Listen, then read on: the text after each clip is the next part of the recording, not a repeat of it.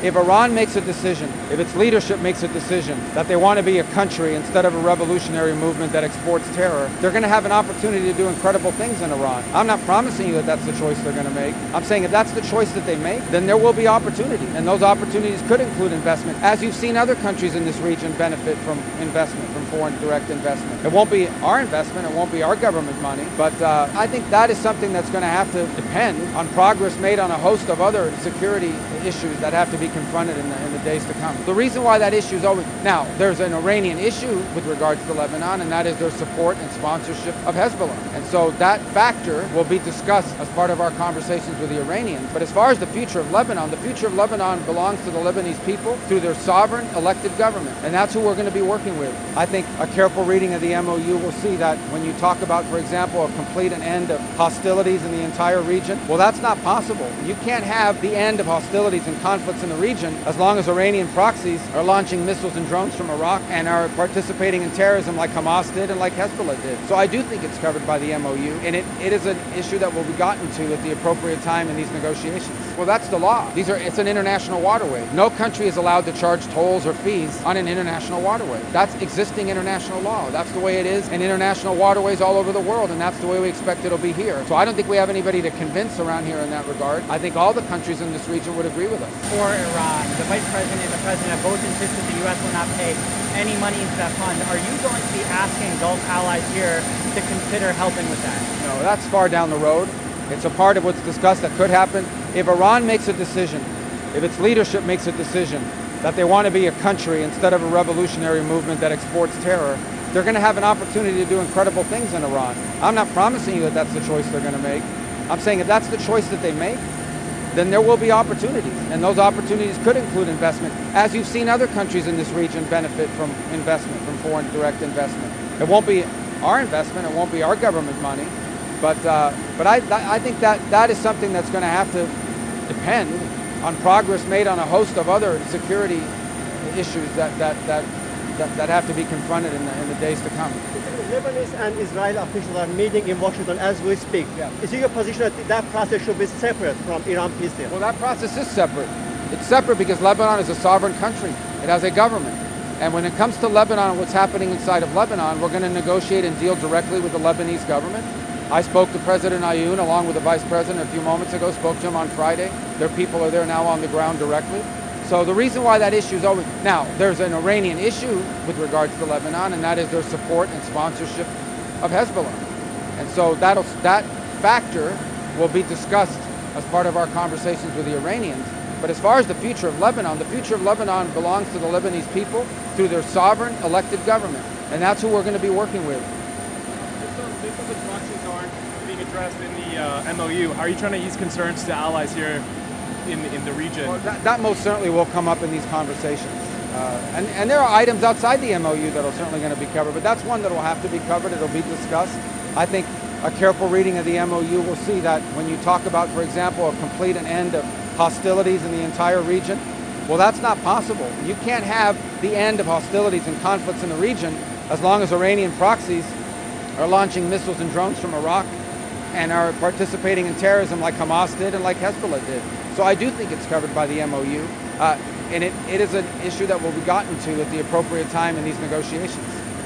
Let me ask you about Hormuz, if possible. Can the U.S. and allies, can they guarantee navigation, freedom of navigation in the state? Well, that's the law. It's an international waterway. No country is allowed to charge tolls or fees on an international waterway. That's existing international law. That's the way it is in international waterways all over the world, and that's the way we expect it'll be here. So I don't think we have anybody to convince around here in that regard. I think all the countries in this region would agree with us. All right? See you tomorrow. Thank you. Humongous challenges, but this will have global peace. And I must, at this point in time, with the fullest sincerity at my domain, thank President Donald Trump for his visionary and very dynamic leadership, which has resulted in this meeting here today in beautiful city of Bergenstock. And I think here we are going to have wonderful discussions which will lead to hopefully very productive results in times to come.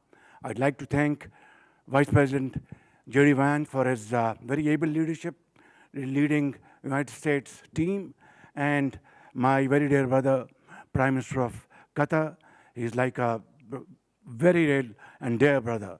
And of course, Field Marshal Saeed Asim Munir, his outstanding role, very consistent, and he showed huge amount of perseverance and patience.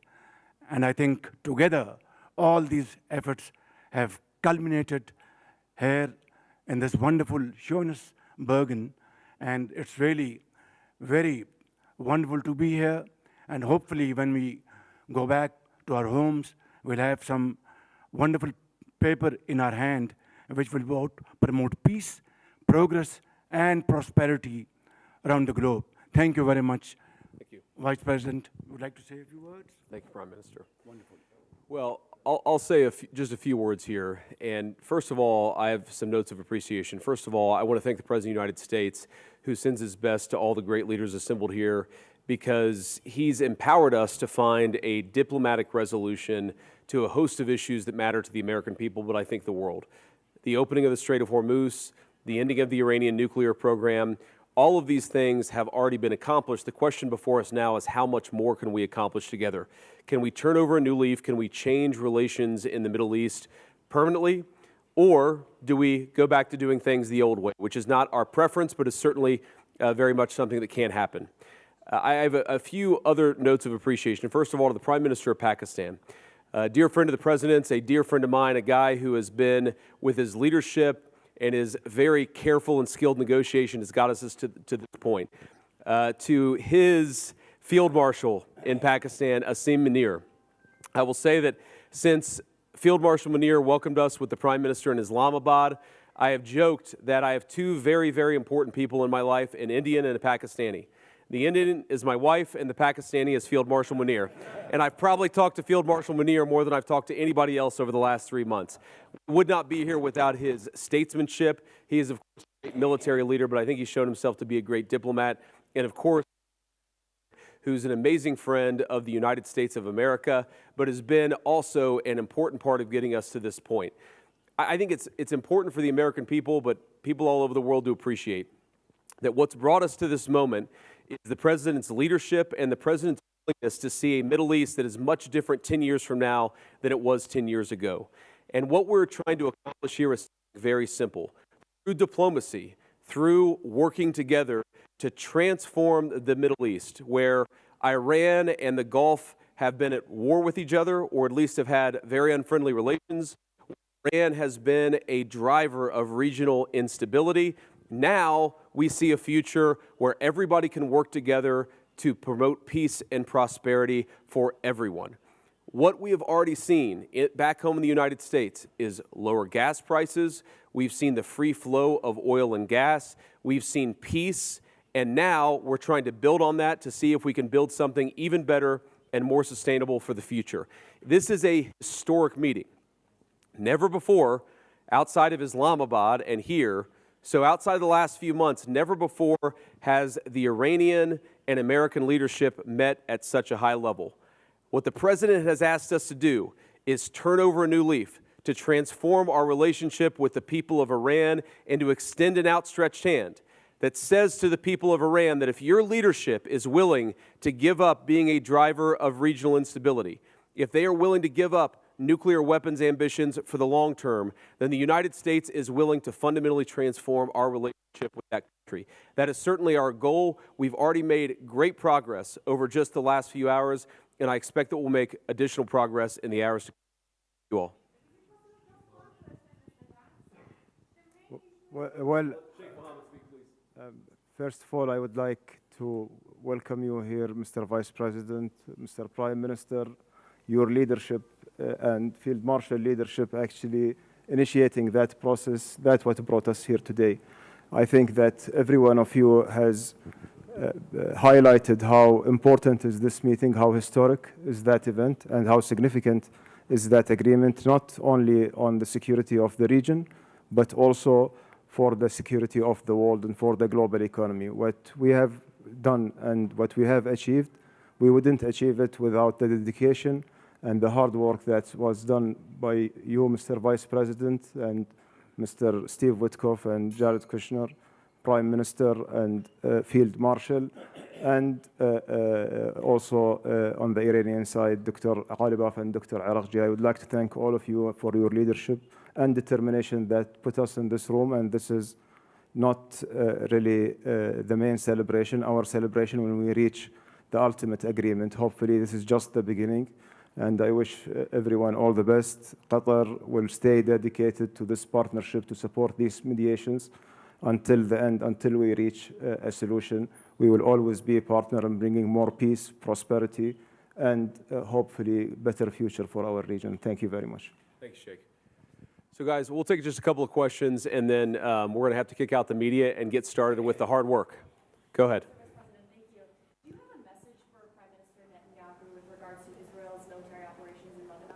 Well, first of all, we've seen great progress over the last just couple of days in ensuring that the ceasefire holds in Lebanon. These things are always a little bit messy. If you go back to how much was happening 3 months ago and compare it to 3 weeks ago, great progress has been made. If you go back to 3 weeks ago to 3 days ago, additional progress has been made. The president has committed us to see a full regional ceasefire. We found great partners in working with the Qataris, the Pakistanis, our friends in Israel. We're all working towards regional peace. There, of course, are going to be sometimes disagreements about precisely how to get there, but I actually feel great about where we are in Lebanon. There's still some additional wood to chop, but we're going to keep on working at it. I know you had a question over here. Are you ready to stop genocide in Lebanon? As you know, your alignment, Israel, has something like genocide in Lebanon. The main issue is stopping this.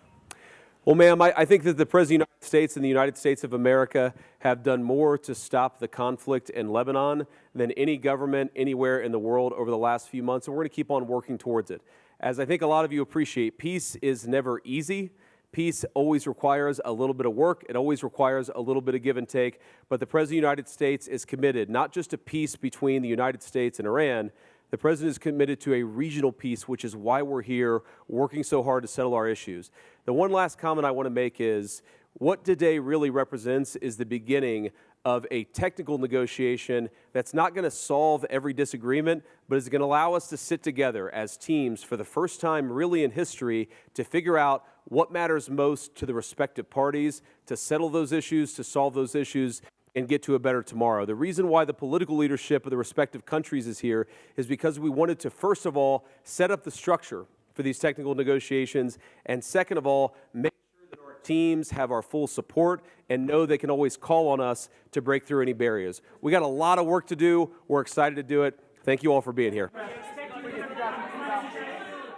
台湾 On Air 全新开麦，新台派上线，火力全开，政治到国际，带你抓重点，内幕和美角帮你大解密，政坛秘辛看我挖掘，世界脉动我能掌握。6月15起，每周1到周5晚间8点到12点，黄金4小时，三立新闻台准时上线。